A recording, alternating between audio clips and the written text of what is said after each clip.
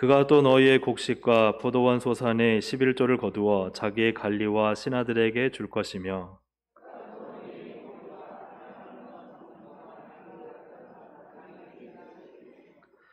너희의 양떼의 10분의 1을 거두어 가리니 너희가 그의 종이 될 것이라.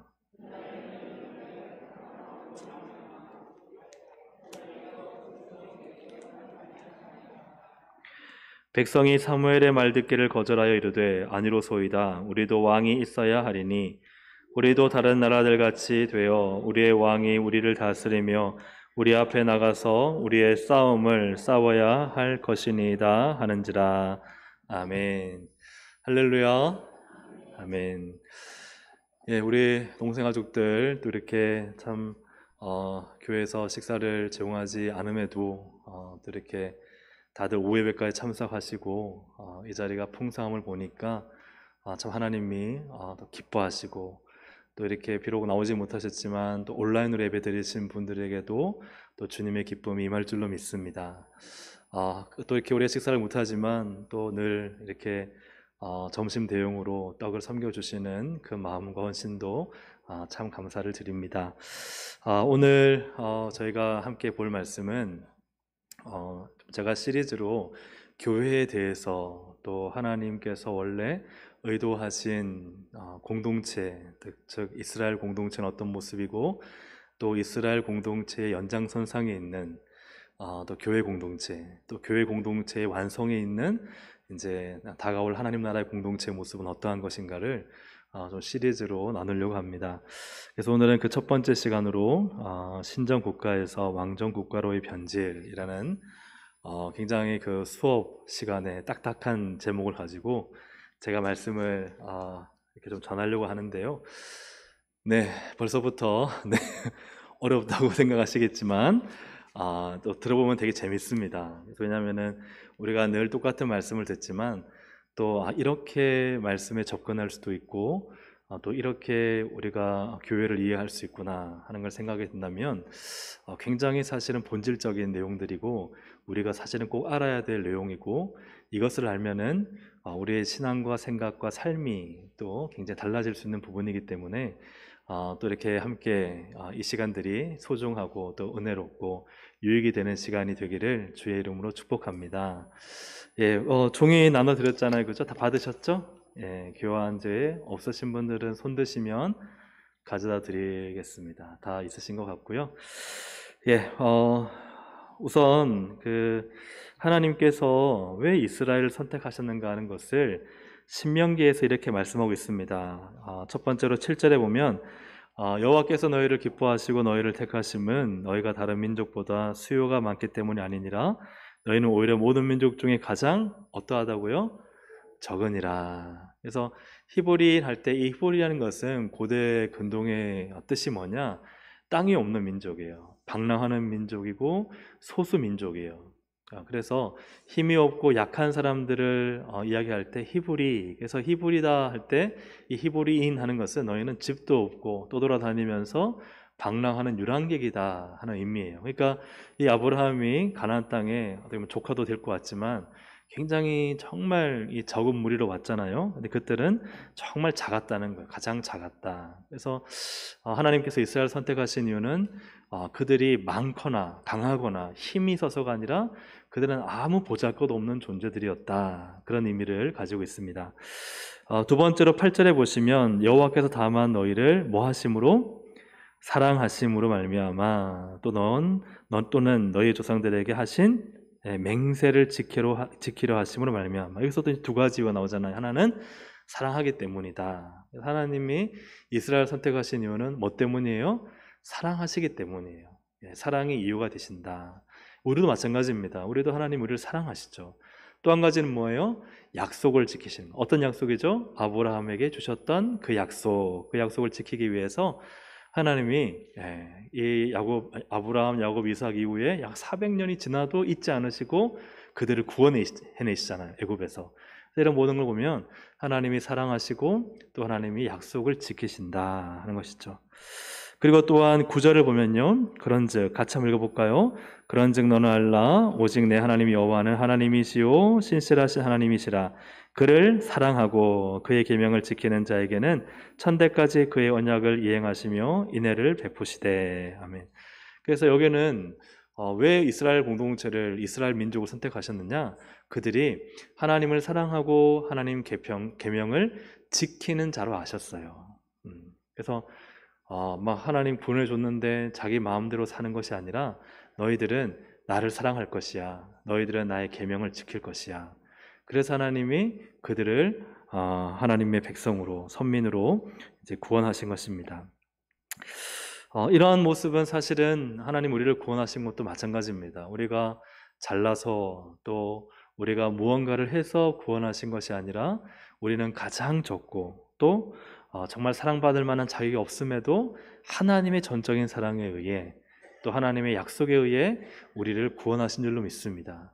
하나님이 성경에 정말 내가 택한 자를 버리지 아니하시겠다는 그 약속 때문에 날 안 버리시는 거지, 우리의 모습 때문에 내가 주님이 버리지 아니할 만한 요소가 있어, 그래도 이런 삶이 있지 라고 주장할 수 있는 사람은 있어요, 없어요? 아무도 없어요. 아무도 없어요. 그런데 하나님이 우리를 버리지 않고 선택하시고 끝까지 지켜주신 것은 성경에 하나님이 약속하셨기 때문입니다. 그 맹세를 지키시는 거예요. 그리고 하나님은 기대하시는 거예요. 우리가 하나님을 사랑하고 하나님 말씀대로 살기를 한 분 한 분에게 다 기대하시는 줄로 믿습니다. 그래서 하나님의 자녀 삼으셨다 하는 사실이에요. 여기서 이스라엘 백성이 가질 수 있는 오해가 있습니다. 뭐냐면은 우리는 하나님의 선택받은 민족이다. 뭔가 선택을 받았다. 선택받았다면요, 어떤 마음이 들어요? 그러면 우리는 뭔가 특권을 부여받았다. 특권을 부여받았다. 내 선택받았지. 난 특권 부여받았어.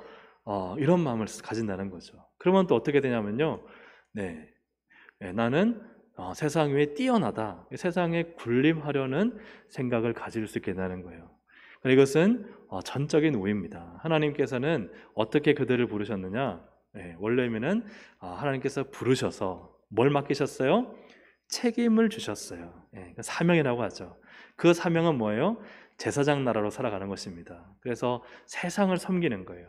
세상을 섬기는 사명, 세상 위에 군림하는 이스라엘이 아니라 오히려 하나님 말씀대로 살아서 세상을 섬기는 제사장 나라로 부르셨다는 사실입니다. 그래서 출애굽기 19장 5절 6절을 우리 같이 한번 읽어보겠습니다. 시작.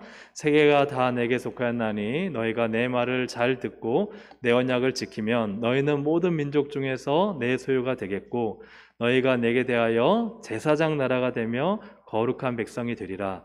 너는 이 말을 이스라엘 자손에게 전할지니라. 아멘. 어떤 나라요? 제사장 나라죠. 이 제사장 나라는 하나님을 섬기는 거예요. 하나님을 섬김으로 또 주위의 나라들을 잘 섬기는 거예요. 그래서 하나님 믿으니까 저렇게 복을 받는 거예요. 하나님 왜 복을 주시느냐? 하나님께서 복을 주셔서 저렇게 하나님 말씀대로 사니까 복을 받으니 나도 하나님 말씀대로 살아야 되겠다. 이게 제사장 나라예요. 모델을 주신 거예요. 우리도 왜 백화점 가면은 막 이렇게 예쁜 마네킹이, 그죠? 막 옷, 이렇게 예쁜 옷 입고 있으면 사고 싶어요, 안 사고 싶어요? 그죠? 모델이요. 참 이렇게 뭔가 예쁘고 몸매도 날씬하고, 저는 좀 모델 되기 힘들 것 같은데 혹은 또 잘생겼고, 그러면 왠지 나도 그 옷을 입어보고 싶고 나도 저렇게 한번 멋지게 돼보고 싶다. 그게 제사장 나라인 거예요. 하나님이 이스라엘 백성이 정말 하나님을 잘 섬기면 하나님이 한량없는 복을 부어주시죠. 복의 복을 부어주시면 그걸로 너희들이 특권의 의식을 가져라, 세상에 군림해라가 아니라 너희가 그것을 통해서 세상에 하나님 살아계심을 보여주고 세상 사람들이 하나님께 나오도록 만들어라. 그래서 정말 복음으로, 말씀으로, 신앙으로 세상을 섬기도록 우리를 부르셨다는 사실입니다. 이게 제사장 나라예요. 그래서 이스라엘 백성이 가져야 할 정체성은 무엇인가? 그것은 바로 우리는 하나님의 백성이에요. 근데 어떤 백성이냐? 하나님의 소유된 백성이다. 하나님이 우리를 가지셨다. 우리 하나님의 것이다. 그래서 우리 신앙, 예수 믿으면요, 나는 나의 것이 아니에요. 나는 누구의 것이에요? 하나님의 것이에요. 나는 하나님의 소유입니다. 하나님의 소유된 백성이 되는 거죠. 두 번째로는 이제는 제사장 나라로서 사명을 가지게 돼요. 네, 하나님, 제가 사명대로 살겠습니다. 그리고 세 번째는 우리는 세상과 다른 거룩을 취해, 거룩한 백성. 그래서 분리되고 구별되고, 오늘 오전의 말씀처럼 세상에 나가서 흠도 없고 순전하게, 세상은 불공평하고 정직하지 못하고 입속을 차리고 속이고 거짓말하잖아요. 그런데 우리는 그렇게 살지 않는 거예요. 왜요? 우리는 하나님 앞에 거룩한 백성이니까. 그렇게 하나님 앞에서 세상과 다른 거룩을 추구하며 살아간다. 그래서 이것을 신명기 6장 5절 9절에서 이렇게 말씀하고 있습니다. 같이 한번 읽어보겠습니다. 시작. 너는 마음을 다하고 뜻을 다하고 힘을 다하여 내 하나님 여호와를 사랑하라. 오늘 내가 내게 명하는 이 말씀을 너는 마음에 새기고 내 자녀에게 부지런히 가르치며 집에 앉았을 때든지 길을 갈 때든지 누워 있을 때든지 일어날 때든지 이 말씀을 강론할 것이며. 여기서 한 가지 더 있긴 하지만 일단 첫째로 하나님을 뭐 하라고요? 사랑하라. 우리가 하나님 백성 어떻게 살아야 되느냐? 하나님을 사랑해야 돼요. 하나님 사랑하십니까? 아멘. 하나님 사랑할 때 하나님 너무너무 좋아요. 너무너무 사랑해요. 하나님과 사랑에 흠뻑 빠져 있어야 돼요. 아멘입니까? 하나님의 하시만 들어도 좋은 거예요. 네. 우리 교회도 하시가 계시잖아요. 우리 교회 하시를 좋아하는 게 아니라 하나님의 하시만 들어도 기분이 좋고 너무너무 하나님 사랑해요. 두 번째로는요, 말씀을 마음에 새기래요. 말씀을 마음에 새긴다는 것은 말씀을 내 인생의 전부로 최우선의 가치로 두고 살라는 거죠. 세 번째로는 자녀에게 말씀을 잘 가르쳐라. 그래서 자녀를 신앙으로 양육하라 라고 말씀하고 있죠. 그래서 막 어디에 있든지 자녀들을 가르쳐라. 예, 그래서 저는 요즘 우리 딸한테 밤에 잘 때마다 성경 이야기를 하나씩 해줘요. 예, 그래서 신데렐라 이야기를 좋아하는데 제가 신데렐라 이야기하기 전에 항상 성경 이야기, 다윗도 얘기해주고 삼손도 얘기해주고 아브라함도 얘기해주고 빌지 않게 짧게 얘기해주면서 신앙적 교훈과 가치도 심어주고, 그래서 어디에 있든지 하나님 말씀을 자녀에게 가르치라. 그리고 그 다음 절 보시면요,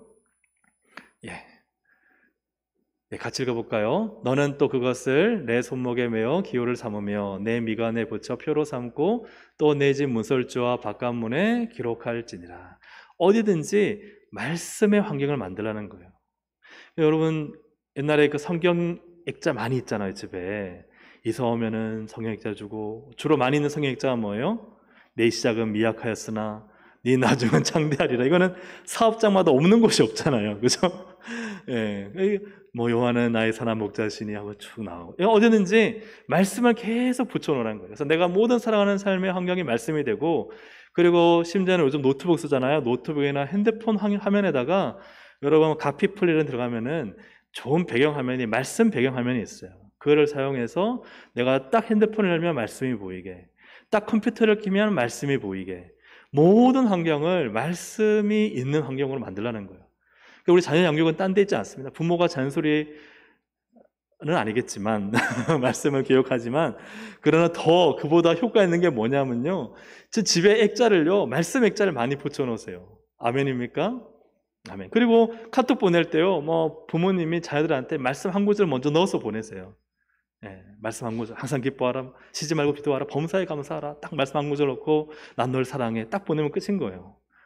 그러면 그 말씀이 자녀들에게 또 신앙적으로, 또 나도 마찬가지죠. 그래서 늘 말씀이 있는 현장을 만들어야 그때 제대로 우리가 하나님 백성으로 살아갈 수 있다. 첫 번째는 뭐라고요? 하나님을 사랑해라. 두 번째는 말씀을 마음에 새겨라. 세 번째는 자녀들을 부지런히 말씀으로 양육해라. 네 번째는요, 모든 곳을 말씀이 있는 환경으로 만들어라. 예. 이게 지금 하나님께서 이스라엘 공동체가 건강한 신앙 공동체로 세워지기 위한 하나님의 방법을 신명기에 이미 기록해 놓으신 거예요. 그런데 이스라엘 백성은 이 믿음의 세대 잇기를 실패합니다. 저도 사실 또 우리가 사실 함께 고민해야 되는 것은 믿음의 세대 잇기입니다. 참 두려움이 있고 또 걱정도 됩니다. 물론 하나님을 신뢰하지만 정말 우리의 믿음의 세대 잇기, 우리가 유럽의 교회처럼 한 20년, 30년이 지난 다음에 머리 희끗희끗한 분들만 여기 앞에 앉아서 예배 드리고, 우리의 젊은 세대는 찾아보기 힘들다면, 우리의 어린 세대, 다음 세대, 유초등부, 유치부, 중고등부는 다 문을 닫는다면, 여러분 그런 날이 온다면 참 두렵고 떨리잖아요. 그래서 참 믿음의 세대 있기가 너무 중요한데, 하나님 오늘 이 황폐화된 세상 속에서 어떻게 이 믿음의 세대를 이을 수 있을까, 이제 이런 고민들을 우리가 다 하는 줄로 압니다. 사사기 2장 7절부터 10절까지를 한번 보시겠습니다. 사사기 2장 7절부터 10절 같이 한번 읽어보겠습니다. 시작. 백성이 여호수아가 사는 날 동안과 여호수아 뒤에 생존한 장로들 곧 여호와께서 이스라엘 위하여 행하신 모든 큰 일을 본 자들이 사는 날 동안에 여호와를 섬겼더라. 여호와의 종 눈의 아들 여호수아가 110세의 죽음에 그 세대의 사람도 다 그 조상들에게로 돌아갔고, 그 후에 일어난 다른 세대는 여호와를 알지 못하며 여호와께서 이스라엘을 위하여 행하신 일도 알지 못하였더라. 아멘. 하나님의 기적과 구원의 역사를 경험한 기독교는 체험의 종교죠. 여러분 하나님 경험하셨습니까? 경험한 하나님이 나에게서 머물러 있으면 다음 세대에 이어지지 않으면 지금 이런 사사기의 일들이 일어난다는 거죠. 그 다음 세대에 일어난 다른 세대들은 하나님을 알지 못하였더라. 그 말은 하나님에 대한 지식이 없다는 게 아니에요. 하나님을 들었겠죠. 근데 뭘 말하면 하나님을 경험하지 못하고, 지금 앞에 말씀드린 하나님을 사랑하지 않고, 그리고 하나님의 말씀이 새겨지지 않았고, 그리고 하나님의 말씀이 계속해서 정말 잘 양육되지 않았고, 그리고 모든 삶의 환경이 하나님 말씀 중심적이 아니었다는 거죠. 이제 그렇게 되었을 때 그 후에 일어난 다른 세대는 여호와를 알지 못하였더라. 그래서 우리가 하는 말이 다음 세대가 다른 세대가 되지 않게 하여 주옵소서. 다음 세대가 우리와 같은 믿음의 세대, 신앙의 세대가 되게 하여 주옵소서. 다른 세대가 되어버린 이스라엘은요, 계속해서 어려움과 고난을 당합니다. 왜요? 하나님을 떠났으니까요. 그런데 그런 어려움, 고난을 당할 때마다 하나님이 도와주세요. 부르짖으면 하나님이 도와주시는데, 그게 계속해서 악순환. 제가 요즘 사사기를 이렇게 계속 이렇게 강의하고 있는데요. 그래도 초반에는 하나님을 찾아요. 하나님 도와주세요. 막 부르짖으니까 막 미디안 군대를 또 물리칠 기도원도 주시고, 그 앞에는 드보라도 주시고, 뭐 그죠, 왼손잡이 에옷도 주시고, 막 부르짖으면 주세요. 그런데 그 요즘 최근에 보고 있는 삼손을 보면요, 그들이 블레셋의 고통을 받는데도 하나님께 기도하지 않아요. 하나님을 찾지 않아요. 그 하나님을 부르지 않아요. 그래서 하나님이 너무나 안타까우셔서 결국은 삼손을 사사로서 세우지 않습니까? 이러한 그 악순환의 역사, 하나님을 계속해서 떠나다 보니까 어느 순간 하나님도 찾지 않고, 그리고 사람들이 이제 사사기 더분보에 가면요, 이 끔찍한 일들을 많이 하잖아요. 요즘 뉴스상에서 참 민망할 정도, 그런 이야기들이 사사기 시대에 하나님 백성에 의해서 일어나고 있는 것들을 보게 됩니다. 그럼 그렇게 본다면 사실은 참 하나님을 떠난 이 이스라엘 민족이 얼마나 망가졌는가, 얼마나 공동체가 깨졌는가를 보게 되는데, 사사기의 악순환 사이클을 한번 보시면요, 먼저 하나님을 잊어버려요. 하나님을 잊어버려요. 하나님을 잊으면 어떻게 될까요? 하나님을 잊어버리면 그 다음에는 우상에게 절하겠죠. 우상에게 절해. 그 우상은 눈에 보이는 우상이지만 뭐 바알과 아스라한테 절한다 하더라도 결국 그 바알과 아스라는 뭐예요? 내 인생의 풍요, 세상의 성공, 그죠? 다산, 수많은 것을 더 많이 차지하기 위한 인간적 욕망, 이런 우상에게 절하는 거예요. 그러니까 우리가 어떤 불상이나 어떤 우상에 절하지 않다 하더라도 내가 추구하는 것이 세상의 욕망이고 성공이고 세상의 쾌락이라면 그게 또한 우상에 절하게 되는 거예요. 왜요? 하나님을 잊어버렸으니까. 그 다음에 일어나는 것이 이방의 노예가 돼요. 하나님을 떠나면 하나님의 저주 아래, 그죠? 하나님께서 막 저주를 확 퍼부어 주신다기보다는 두 가지 의미가 있어요. 하나님이 고난을 통해서 돌아오라는 사인으로서의 허락이고요. 또 하나는 그들이 죄를 지음으로써 당연히 기결되는 결론이에요. 영적인 원리는 하나님을 떠나는 곳에는 거기에는 상처와 아픔과 고통과 저주가 따라오게 돼 있어요. 그래서 하나님이 막 찾아다니면서 쫓아다니면서 저주를 주시는 분이 아니라 그 하나님을 떠나서 죄의 저주 아래 있으면 그냥 그 자체가 저주인 거예요. 그래서 삼손의 얘기를 또 다시 말씀드리면, 삼손이 블레셋과 싸워서 블레셋 사람들을 죽이긴 하지만 싸우는 이유, 그가 분노하는 이유 대부분은 여자 때문이에요. 여자 때문. 근데 그 여자가 어떤 여자예요? 하나님 믿는. 부모는 너 하나님 믿는 사람이랑 결혼해라 했는데 삼손은요, 눈에 보기에 좋은 블레셋 여자와 계속해서 아내 삼으려고 하고 그들이 더 눈에 좋아 보이는 거예요. 근데 그렇게 된 그 끝은 어떻게 되느냐? 삼손에게는 계속 상처가 되는 거예요. 네. 내가 그렇게 쫄르고 눈물 흘려서 내가 퀴즈의 답을 알려줬는데 그 답을 블레셋 사람들에게 쪼르륵 가가지고 알려줘 버리고 아내한테 가장 가까워 내가 사랑하는 여자한테 배신을 당한 거예요. 배신을 당하고 돌아와가지고 잠시 마음을 진정시키고 가보니까 이 장인이라는 사람이 자기의 딸을, 삼손의 아내를 또 삼손의 친구한테 줘버렸는 거예요. 얼마나 또 상처가 돼요. 그래가지고 막 블레셋 사람들의 밭을 다 막 불살라 버렸어요. 그러니까 이 블레셋 사람들이 얼마나 악했는지 이거 누구 때문이냐? 삼손 때문이다. 왜 삼손이 그렇게 화가 났냐? 그 장인이랑 그 딸이 그렇게 했다. 그러니까 그 장인이랑 딸을 불살라 죽여버려요. 그 삼손이 그것 때문에 또 화가 나가지고 가는 곳마다 닥치는 대로 또 블레셋 사람들을 죽여버려요. 이런 것을 통해서 볼 때 하나님을 떠나고 하나님께서 원하지 않는 죄의 길에 들었을 때 그 자체가 하나님의 저주 아래, 또 죄의 저주 아래 놓여 있다는 사실이에요. 그러므로 우리가 하나님을 떠난 그것이 얼마나 사실 참 위험하고 또 참 그 안 좋은 상태인지를 성경을 통해 보게 됩니다. 이어서 본다면 이렇게 이방의 노예가 된다면 그 다음에는 하나님께 이제 부르시죠. 고통 가운데 있으니까 하나님 제발 좀 도와주세요 하고 부르실 때 그때 하나님이 사사를 통해서 뭐 하세요? 구원하세요. 건져주세요. 그래서 하나님께서 그렇게 부르실 때는 늘 하나님께서 도와주시고 구원하셔서 사사시대에 태평성대가 이루어져요. 그런데 그렇게 사사가 죽고 나면 다시 또 원래대로 돌아가서 하나님을 잊고 우상에 절하고 노예가 되고 울부짖고 구원하고 태평성대가 되고 또 사사가 죽으면 또 이게 계속 이 사이클이 계속해서 반복돼요. 근데 그 핵심적인 이유가 뭐냐면은 바로 사사기 21장 25절입니다. 좀 작지만 같이 읽어보겠습니다. 시작. 그때 이스라엘에 왕이 없으므로 사람이 각기 자기의 소변에 옳은 대로 행하였더라. 누가 없다고요? 왕이 없다는 거예요. 그러니까 목사님 그러면은 왕이 없다니 하니까 오늘 읽은 사무엘상 8장에서처럼 이스라엘 사람들이 왕을 요구하는 거는 좋은 일이네요. 그렇게 생각할 수 있잖아요. 근데 이 왕은 인간왕이 아니라 누굴까요? 하나님이에요. 하나님이 그들에게 왕이 되지 못하신 거예요. 이스라엘의 왕은 하나님이신데 그때는 하나님 없이 자기가 하고 싶은 대로 살아가는 거예요. 하나님의 통찰에 살지 않고 자기가 판단하고 자기가 결정하고 자기가 인생의 주인공이 되어 하나님 말씀과 명령을 무시하고 살아가는 상태가 바로 사사기의 상태입니다.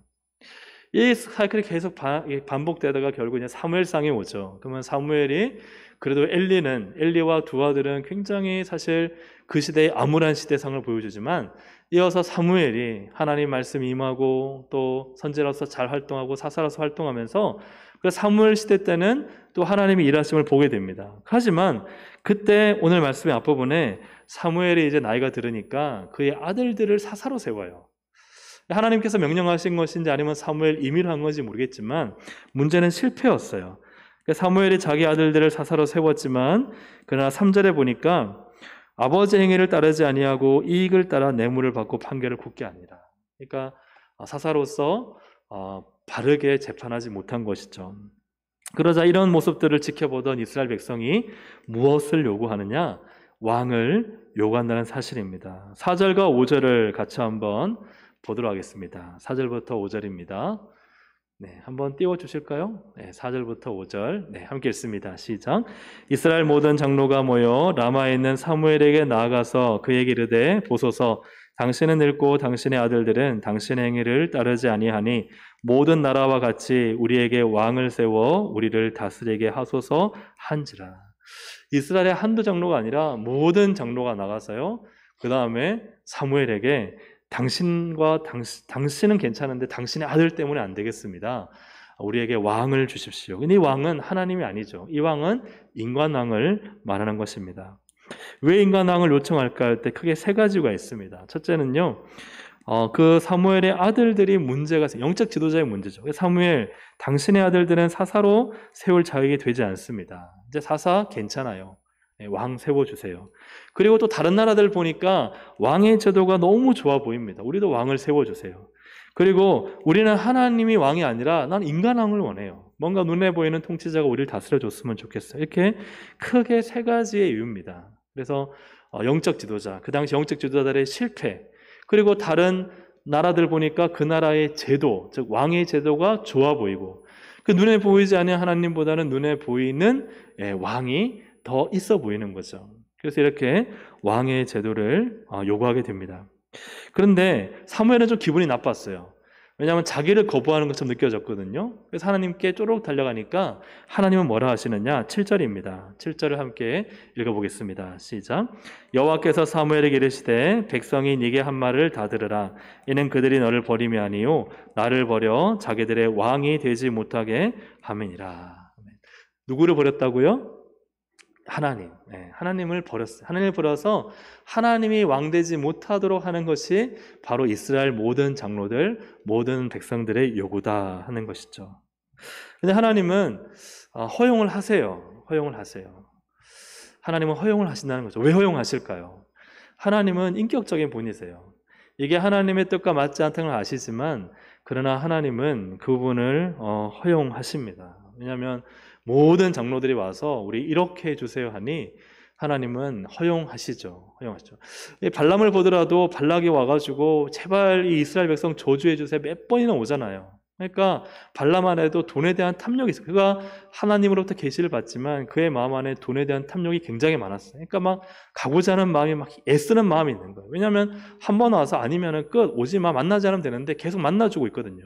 발락이 와서 사신들을 보내 저주해 주세요, 저주해 주세요, 막 금은패물 더 가져와서 유혹하니까요. 계속 만나주는 거예요. 마음은 이미 거기 가 있는 거예요. 그러니까 하나님이요, 가라고 하세요. 가라고 하세요.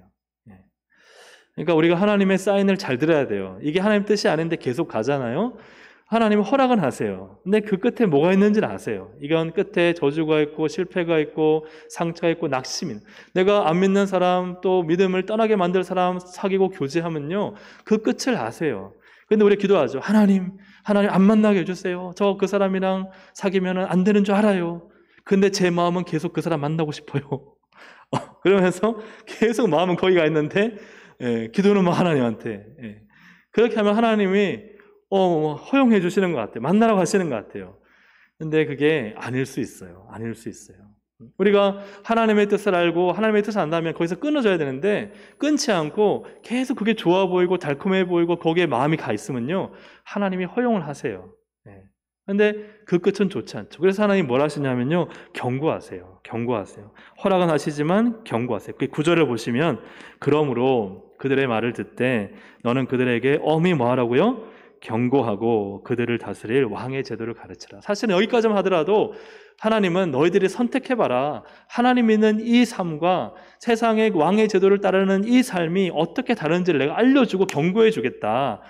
그래서 하나님 마음 뭐예요? 왕의 제도로 가지 말고 지금 내가 다스리는, 내가 왕이 되는 체제로 가자. 이 말씀을 하고 싶으신 건데, 그러나 사실은 이제 결과적으로 그렇게 되지가 않죠. 우선 왕의 제도에 대해서 하나님은 무엇을 경고하실까를 보겠습니다. 첫째로는요, 하나님이 왕의 제도에서 경고하시는 것은 왕이 다스리고 부리는 뭐가 생겨요? 권력 구조가 생긴다는 거예요. 그래서 11절 말씀을 같이 읽어보겠습니다. 11절 시작. 이르되 너희를 다스릴 왕의 제도는 이러하니라. 그가 너희 아들들을 데려다가 그의 병거와 말을 어겨하게 하리니 그들이 그 병거 앞에서 달릴 것이며. 그래서 이제는 뭐 여기 한 절 읽었지만 막 아들 부르고 딸 불러서요, 이제 권력으로 시키는 거예요. 명령하고 하더라면 이제 사실은 그렇게 해야 되는 거예요. 이게 권력 구조가 생겨요. 이 자유가 억압당하고 이제 권력의 지배를 받는 권력 구조가 생길 것이다. 너희가 너희 아들, 딸들 너희가 원하지 않아도 이제는 다 왕의 명령에 따라서 싫더라도, 힘들더라도, 안 좋더라도 다 내줘야 한다는 것이죠. 두 번째로는 계급과 계층이 생긴다는 것입니다. 12절을 볼까요? 12절 함께 읽습니다. 시작. 그가 또 너의 아들들을 천부장과 오십부장으로 삼을 것이며 자기 밭을 갈게 하고 자기 추수를 하게 할 것이며 자기 무기와 병거의 장비도 만들게 할 것이다. 너희가 왕을 세운다면 그 왕은 이제는 뭘 만드느냐? 계층을 만나는 거예요. 그래서 천부장, 백부장, 오십부장, 십부장 이렇게 해서 서열화되고 권력화된 구조가 생긴다는 거예요. 우리도 그렇지 않습니까? 대통령이 있으면은 뭐 국무총리가 있고 또 그 밑에 장관 있고 뭐 쭉쭉쭉쭉 해가지고 뭐 19분 없죠. 국공무원까지 쭉쭉쭉 이렇게 서열이 세워지죠. 권력 구조가 생기고 거기에 따른 계급과 계층이 생길 것이다. 이 말은 뭐예요? 사실은 하나님이 다스리실 때는 이런 것이 없었다는 거예요. 모든 백성이 다 하나였고 평등했고 모든 지파의 권력 구조가 없이 모든 지파가 협력하는 하나로 한 마음이 되면 같이 움직이는 하나님만이 권력을 가지시는 그런 구조였는데 너희가 왕의 제도를 세우면 왕이 다 일렬로 줄 세울 거라는 거예요. 일렬로 줄 세울 거다. 그 다음에 세 번째로는 세금을 빼앗기고 착취를 당할 것이다. 그래서 여러분 14절 15절을 함께 읽습니다. 시작. 그가 또 너희의 밭과 포도원과 감람원에서 제일 좋은 것을 가져다가 자기의 신하들에게 줄 것이며 그가 또 너희의 곡식과 포도원 소산의 11조를 거두어 자기의 관리와 신하에게 줄 것이며 하며 아멘. 어떤 걸 준다고요? 감람원에서 제일 좋은 걸 준대요. 내 제일 좋은 거 누구한테 주고 싶어요? 저한테요? 예, 자녀들한테 주고 싶잖아요. 사랑하는 가족과 함께 먹고 싶잖아요. 근데 왕의 제도가 세워지면 어떻게 해야 돼요? 그 제일 좋은 것을요 왕에게 다 상납해야 되는 거예요. 왕은 그걸 받아서 자기도 먹고 자기가 함께하고 있는 신하들에게 준대요. 예, 그러니까 이렇게 너희가 왕을 세우면 너희가 그토록 주소에서 하나님께 드리고 남은 나머지 좋은 것들은 다 너희가 먹지 않았느냐. 이제는 하나님께 드리고 난 다음에 그 좋은 것들도 다 빼앗길 거다. 예, 그런 얘기를 하고 있는 거죠. 네 번째로는 그 다음에 너희가 왕의 제도를 세우면 왕이 좋으면 몰라도 왕이 악한 왕일 때 그죠? 어떻게 될 것이냐? 고통스러워 부르짖게 될 것이다. 18절입니다. 함께 읽습니다. 시작. 그날에 너희는 너희가 택한 왕으로 말미암아 부르짖되 그날에 여호와께서 너희에게 응답하지 아니하시리라 하니 하나님이 왕의 제도를 알려주면서 너희가 너희를 다스리는 왕 그 왕이 하나님이시면요 하나님은 너무나 좋은 분이십니다. 할렐루야 아멘. 그래서 우리 하나님 왕으로 모시고 살아야 됩니다. 하지만 세상의 인간왕은 좋은 왕이 별로 없어요. 맨날 손에 꼽을 수밖에 없습니다. 근데 악한 왕이 들어서면은 어떻게 될까요? 너무 고통스러운 거예요. 막 색을 많이 거둔다든지 착취를 심하게 한다든지 너무 무능해서 막 이방의 민족이 괴롭혀도 뭐 군대를 일으켜서 쫓아내지도 못하고 이러한 왕이 백성들을 괴롭히면요 그냥 하나님 앞에 하소연하는 거예요. 하소연. 하나님 너무너무 괴로워요. 왕 때문에 죽겠어요. 좀 제발 좀 바꿔주세요. 그런데 여러분 18절 끝에 하나님이 응답하시지 않는데요. 너희가 원한 거 아니냐. 너희가 원한 거 아니냐. 그런데 앞에 말씀드렸던 사사처럼요. 사사 시대에는 하나님께 부르짖으면 하나님이 적극적으로 사사를 보내주셨어요. 부르짖기만 하면 하나님은 응답하시는 주님이셨습니다. 한 번도 예의가 없었어요. 부르짖기만 하면 하나님이 일하셨는데요. 여기에서 너희가 왕의 제도, 왕을 신뢰하고 그 왕의 제도 아래 들어가게 되면은 너희가 부르짖어도 내가 응답하지 않겠다. 그래서 아하방 같은 경우가 있으면요. 아하방 같은 경우는 빨리 죽으면 좋겠어요. 근데 물론 전장에서 죽긴 하지만 어떻게 그렇게 계속 이스라엘 괴롭히고 우상화시키는지. 참 이런 걸 보면은 하나님께서 물론 기도를 들으시는 면도 있지만 그러나 이 말씀이 참 그대로 이루어지는구나 하는 것들도 보게 됩니다. 그래서 이처럼 하나님께서 원래 하셨던 계획을 비포라 하고 변질된 것을 애프터, before and after라 본다면 이와 같습니다. 화면 한번 띄워주시면요. 하나님께서는 12지파가 평등하게 서로 하나님을 왕으로 섬기는 12지파 연합체를 만드셨어요. 이것은 사무엘상 이제 8장의 왕을 세우기 이전까지의 모습이었죠. 그래서 그때의 권력은요. 그리고 이유는 뭐예요? 왕정 제도가 들어서죠. 왕의 제도. 그래서 권력은 누구한테 있어요? before. 원래는 하나님께 있어요. 하나님이 모든 권력은 하나님께 있어요. 그래서 하나님 주권 사상이죠. 하나님이 모든 권력과 힘을 가지고 계세요. 하나님의 뜻에 의해 하나님이 통치하시는 나라로 이스라엘을 부르신 거예요. 그런데 왕정 제도가 되면 그 권력을 누가 가져가요? 그 권력을 왕이 가져가 버리는 거예요. 왕이. 그게 왕정 제도죠. 그래서 사회 구조는 평등해요. 12지파는 다 평등한 서로 협의체였어요. 협의체. 서로 의논하고 협의하는 협의체였는데 그러나 왕정 제도가 들어서게 되면 어떻게 돼요? 수직, 서열, 계층, 계급이 생기는 거예요. 앞에서 다 말씀드렸죠? 신분은 어떻게 돼요? 서로 동일했어요. 다 하나님 백성이에요. 하나님 백성으로 서로 동일한 신분이었는데 물론 기능과 역할에 따라서 제사장이라는 기능과 역할은 있지만 그래도 하나님 백성이라는 동일한 어떤 연합체였어요. 근데 왕정 제도가 생기면 이제 뭐가 생겨요? 계급이 생기고 이제 종속돼요. 내가 누군가에 의해서 내 자유가 제한당하고 종속되는 일들이 일어나죠. 그래서 또 제도적으로 보면은 이 당시 왕정 체제가 아닌 12지파 연합체는요 허술해요. 뭔가 제도가 없어요. 그냥 사사시대 보면요 사사가 한 명이 나와서 싸웁시다 하면은 우르르 몰려드는 거예요. 그래서 굉장히 보면은 무질서하고 좀 바보 같아 보이고 어리석어 보이죠. 허술해 보여요. 근데 왕정 제도는 어때요? 이제 모든 계급이 세워지고 그 다음에 여기에 이제 부역이 그죠? 모든 계급과 세금과 부역과 또 전쟁을 위한 군대 조직과 또 신분 체계 이런 모든 것들이 더 제도가 구체적이고 세분화되지만 이 구체적이고 세분화되는 제도가 결국은 모든 사람을 유익하게 하느냐 하면은 앞에 말씀드렸던 것처럼 착취와 또 지배와 종속적 개념이 일어난다는 것을 볼 수 있어요. 그 사회를 움직이는 동력은 무엇이냐 할 때 12지파 연합체 하나님이 왕이실 때는 하나님의 말씀이에요. 하나님의 말씀, 하나님의 주권, 하나님의 능력, 또 하나님의 영 그것이 12지파를 움직이는 힘이에요. 하지만 왕정 제도에 들어섰을 때 그때는 왕의 명령이에요. 그리고 전쟁에서 승리해야 사회가 움직여요. 그리고 뭔가 왕은 업적을 남겨야 돼요. 업적을 위해서 뭘 해야 돼요? 백성들을 더 많이 움직여야 되고 노역을 강요해야 되는 그런 이 체제의 변화가 얼마나 다른 결과를 갖고 오게 되는가 하는 것들을 볼 수가 있어요. 여러분 조금 이 차이가 구분이 되세요? 이렇게 하나님께서 다스리는 이 12지파 연합체의 계획과 또 이 왕을 요구했을 때 세상 왕을 인간 왕을 세웠을 때 일어나는 수많은 문제점에 대해서 하나님이 경고를 하고 계신 거예요. 이처럼 경고했을 때 말씀드렸던 것처럼 하나님은 이렇게 경고하면 이스라엘이 알아차리고 하나님 죄송합니다. 하나님이 우리의 왕이십니다. 그러면 너무 좋잖아요. 그런데 이스라엘은 뭐라 말해요? 19절 20절입니다. 같이 한번 읽어보겠습니다. 시작. 백성이 사무엘의 말 듣기를 거절하여 이르되 아니로소이다. 우리도 우리 왕이 있어야 하리니 우리도 다른 나라들과 같이 되어 우리의 왕이 우리를 다스리며 우리 앞에 나가서 우리의 싸움을 싸워야 할 것이니이다 하는지라. 뭐였다고요? 거절했다는 거예요. 하나님 저 싫어요. 저는요 왕이 좋아요. 왕을 세워주세요. 그래서 왕의 제도가 필요합니다. 그래서 하나님께서는 그래도 이스라엘 생각하셔서 그나마 겸손했던 사울 왕을 세우시고 또 그 뒤에 또 하나님 앞에서 겸손하게 할 수 있는 다윗 왕을 세우지만 그러나 결국 계속해서 하나님을 거절하는 이 왕의 제도는 아수르와 바벨론에 의해서 결국 멸망당하는 것을 보게 된다. 자, 왜 이런 말씀을 드리느냐? 오늘날 교회의 모습도 마찬가지라는 사실입니다. 그래서 우리 교회의 주인은 누구세요? 우리 교회의 머리를 누구라 그러세요? 교회의 머리?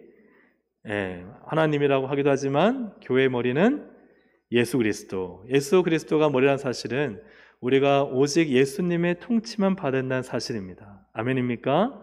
아멘. 예수님의 통치만 받아야 되는 우리가 사실은 어떤 오해를 가질 수 있냐? 앞에 내용과 똑같은 오해예요. 교회 성도들이 가질 수 있는 오해. PPT 열어주시면요. 어떤 오해가 있느냐? 우리는 선택받았다는 거예요. 우리는 선택받은 사람들입니다. 성도들입니다. 구별되었습니다. 그래서 그런 걸 가지면요. 우리가 마치 굉장한 특권을 가지고 있는 사람들처럼 생각하기 쉬워요. 그런데 그렇게 하다 보면 결국 뭐예요? 세상에 뭐 한다고요? 군림하려고 하는 거예요. 세상에 군림하고 세상을 다스리고 힘을 가지려고 하고 그럴 수 있는 가능성이 있어요? 없어요? 있죠. 사실 우리나라가 교회가 똘똘 뭉쳐서 장로 대통령을 세운 적이 한 2번 있잖아요. 그만큼 교회가 어떤 파워가 생기고 또 세상을 좀 이렇게 뭔가 힘을 가하려고 하는, 물론 진리에 대해서 우리가 저항할 수 있는 면이 있어야 되겠지만 그것이 어떤 힘이 되고 세상적인 힘이 되고 군림하려는 자세가 될 때 사실 왜 세상에서 사회가 또 많은 사람들이 교회를 싫어하고 그래요? 교회가 힘을 가졌기 때문에 그래요. 교회가 엄청난 재산, 엄청난 교회 빌딩, 막 번쩍번쩍하는 교회 빌딩에다가 막 수천 명, 수만 명이 모이는 사람들, 그러니까 엄청난 힘과 권력 가지고 이제는 구청장을 흔들고 막 다 흔드니까. 그러니까 세상 사람들이 볼 때는 교회가 세상 위에 존재한다고 생각해요. 혹시 여러분들 가운데 안 믿는 분들 중에 그런 분들 생각하는 거 본 적 있으세요? 세상 사람들은 교회가 힘이 없다고 생각하지 않아요. 교회가 굉장한 파워와 힘을 가졌다고 생각하고 뭔가 특별한 권리를 가지고 있다고 생각하는 사람들이 의외로 많아요. 그것이 이제 교회가 사실은 잘못 오해하고 있는 것이죠. 그러면 교회 성도가 가져야 될 본래적인 의미는 무엇이냐면은 바로 우리는 부름받은 교회다 하는 사실이에요. 우리는 부름받았다. 부름받아서 뭐가 있다고요? 책임이 있다. 사명이 있다. 그 사명은 뭐예요? 세상을 섬기는 제사장 나라로 우리를 부르신 것이다. 그래서 이스라엘 백성들을 제사장 나라로 부르신 것처럼 교회를 모델로 세우신 거예요.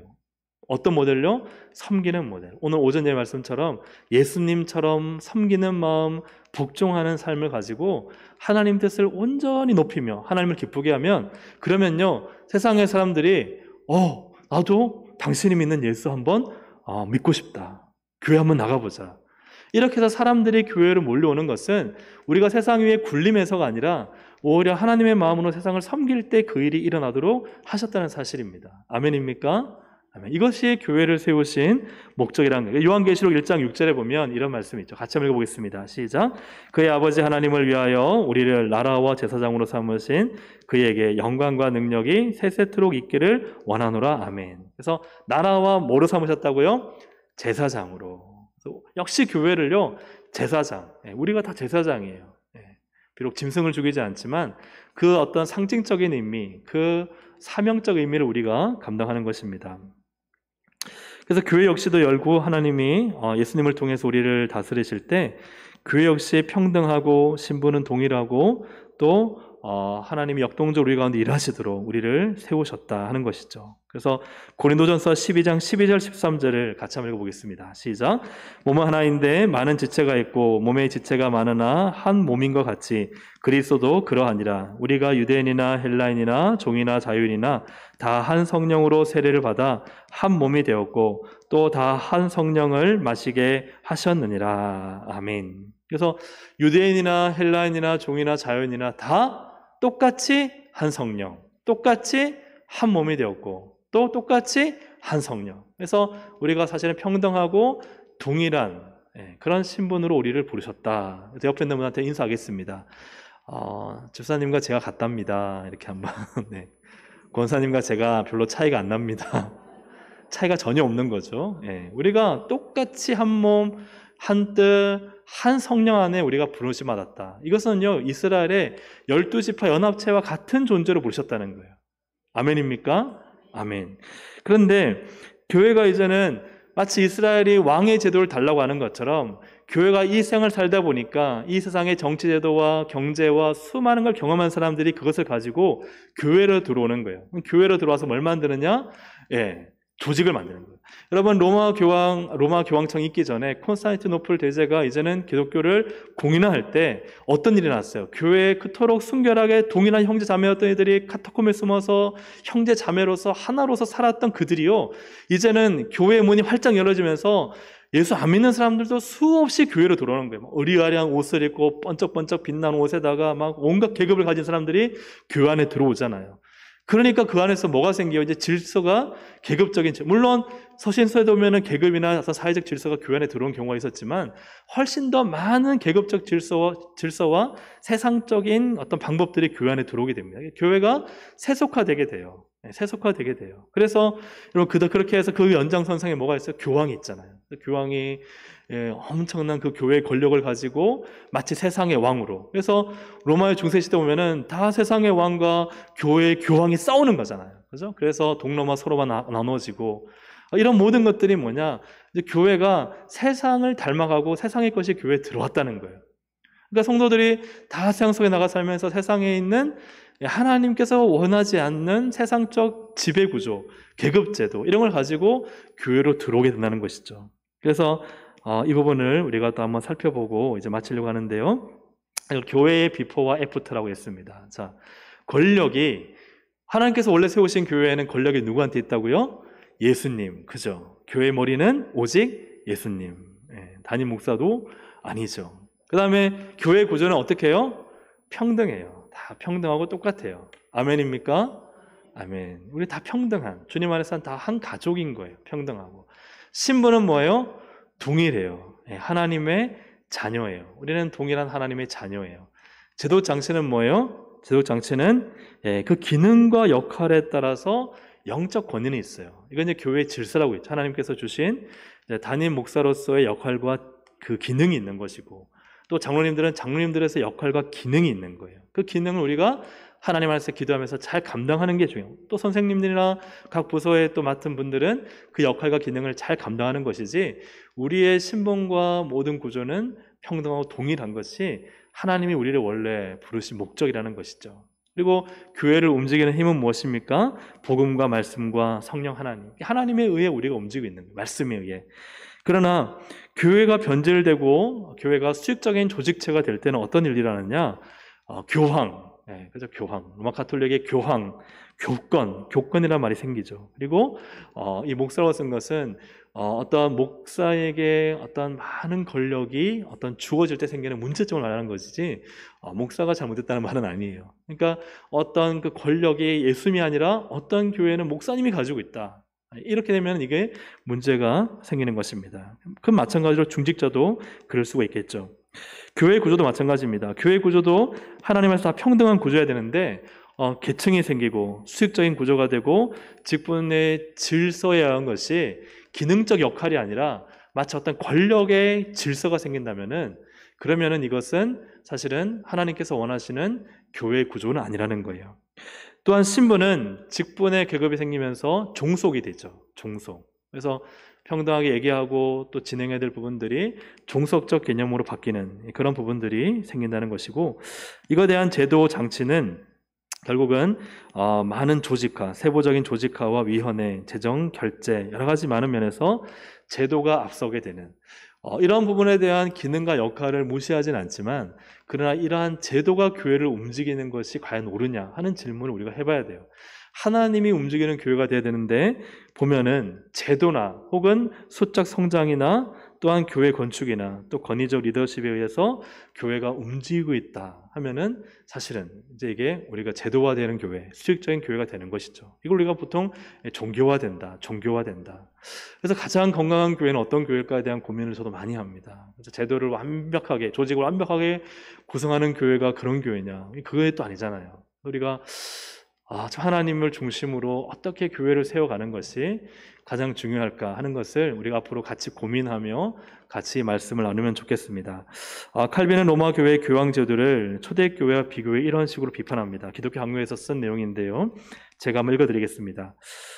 지금부터 우리는 로마 교황청과 그 모든 종속된 단체들이 고수하는 교회 정치제도와 그들이 항상 말하는 성직제도 전체를 볼 필요가 있다. 또 우리가 묘사한 초대교회와 교대교회를 그들의 교회와 비교하는 것이 유익하겠다. 이 말은 무슨 말이에요?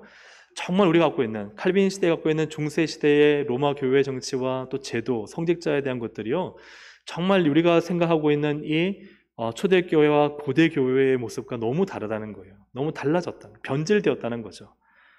이렇게 비교한다면 우리를 교회 이름으로 압박하며 말살하려고 강구하는 그들의 교회, 카톨릭, 그 당시에 어떤 교권주의, 교황주의 교회가 어떤 성격을 갖고 있는지 알 것이다. 그래서 우리가 주님 우리에게 주신 이 교회가 많은 변질이 되어져서 마치 이스라엘이 그 당시에 왕의 제도를 그러니까 이스라엘 공동체에 들여와서 변질되었듯이 오늘날도 교회가 하나님의 주님의 원래 계획대로 교회가 세워지기보다는 사실 어떤 세상의 제도나 또 세상의 많은 형식이나 방식들이 교회 안에 들어와 있어요? 안 들어와 있어요? 네, 들어와 있다는 거예요. 근데 저도 모태신앙인데 그런 교회에서 쭉 자랐어요. 그런 교회에서 쭉 자랐어요. 그래서 사실 이 공부를 하면서 이게 뭡니까 주님? 이런 교회는 도대체 어떤 교회일까요? 이런 교회는 도대체 어떤 교회일까요? 근데 성경의 초대교회 모습 보고 안디옥 교회 모습 보면은 분명히 이게 교회는 맞는데, 오늘날 그러면 우리 제도화된 교회, 조직화된 교회, 그래서 하나님과 말씀이 움직이고, 그죠? 다 평등하고 동등한 우리 성도들이 하나님 영광을 위해 마음껏 헌신하는 그런 교회, 거기에는 어떤 수직적인 구조나 계층이나 어떤 계급 사회가 아니라, 세상의 계급이 아니라 정말 각자의 기능과 역할에 따라 은사와 재능에 따라서 그렇게 다 함께 하나가 되어서 한 마음으로 사역하는 교회, 그 교회는 하나님 어떤 교회입니까? 우리 교회인가요? 여러분 어떻게 생각하세요? 저는 지금까지 사역했던 교회를 보면서요, 정말 우리 한국 교회 안에 변질된 모습들이 참 많다 하는 거를 그때는 몰랐어요. 사역할 때는 그게 교회인 줄 알았어요. 근데 지금 와서 하나님 말씀을 공부하고 배우니까 정말 주님이 기뻐하시는 교회의 모습이 무엇일까에 대한 기도와 고민을 하고 있습니다. 그래서 우리 사랑하는 동성교회 성도 여러분, 우리가 이 고민을 함께 하기 원합니다. 몇 조가 될지 모르겠지만 과연 주님이 원하시고 기뻐하시는 교회는 무엇인가? 주님이 다스리시는, 예수님이 머리가 되시는 교회는 도대체 어떤 교회인가? 우리가 다 한 몸으로 되어서 각자의 지체를 가지고 각자의 기능에 따라 누구는 손으로, 코로, 발로 하면서 같이 사역하며 하나님 나라를 만들어가는, 세워가는 교회는 어떤 교회인가? 이 교회에 함께 기도하며 또 디자인하고, 물론 성령님이 디자인하시죠. 성령님 우리를 만들어가는 은혜가 있기를 저는 간절히 소망합니다. 이 부분에 있어서는 저도 같이 고민하며 같이 마음을 나누기를 원하니까요. 제가 완벽해서, 저는 사실 이런 교회를 경험 못했습니다. 솔직히 맛은 봤을 수 있겠지만 완벽히 이런 초대교회의 모습들을 가진 교회를 듣기는 했지만 제가 사역하는 교회에서는 경험을 하지 못했습니다. 그래서 그냥 기도할 뿐이에요. 하나님 인도해 주세요. 저도 목회하면서 그런 교회를 내가 완전히 사역하면서 경험했다면 더 쉬울 텐데 저도 맨땅에 헤딩하면서 사실은 하는 겁니다. 그래서 근데 우리가 중요한 거는 주님이 가르쳐준 대로 하는 게 중요하잖아요. 그래서 주님이 가르친 대로 우리 교회가 세워지길 기도하며 저도 말씀을 전하고 함께 고민하며 성령님이 우리를 인도해 주실 줄로 믿습니다. 우리 함께 시간 잠깐 기도하겠습니다. 오늘은 찬양은 생략하고요.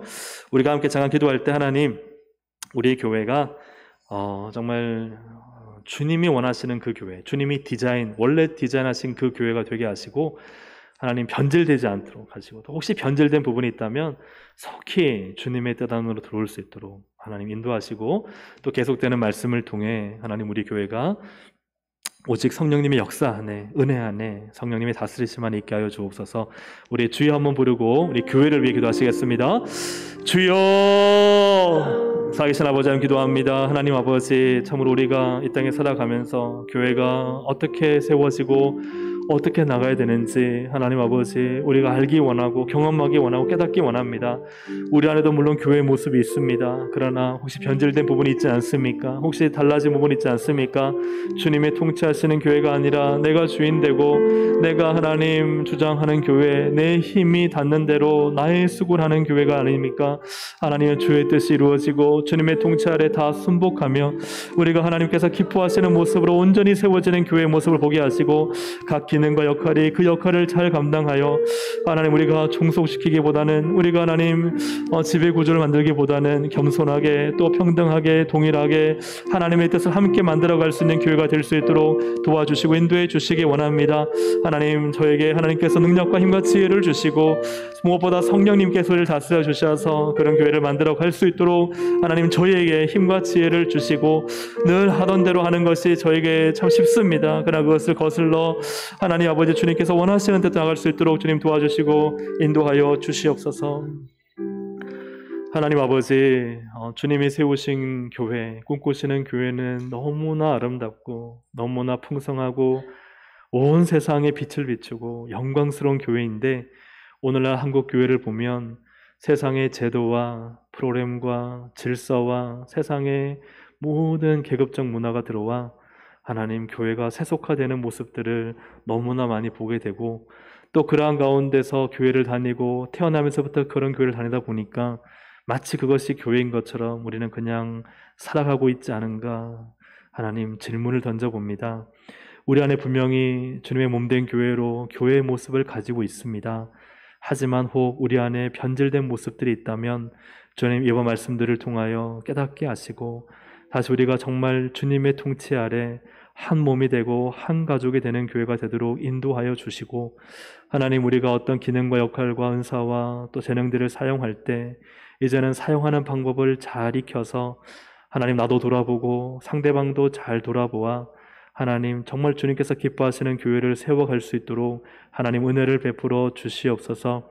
하나님께서 함께 하실 것을 믿고 감사드리며 예수님의 이름으로 기도드립니다. 아멘. 이 시간이 좀 지났지만 이 시간 우리 범일 일목장 나오셔서 하나님께 찬양으로 영광을 올려드리겠습니다. 범일 일목장 나오셔서 하나님께 찬양 드립니다.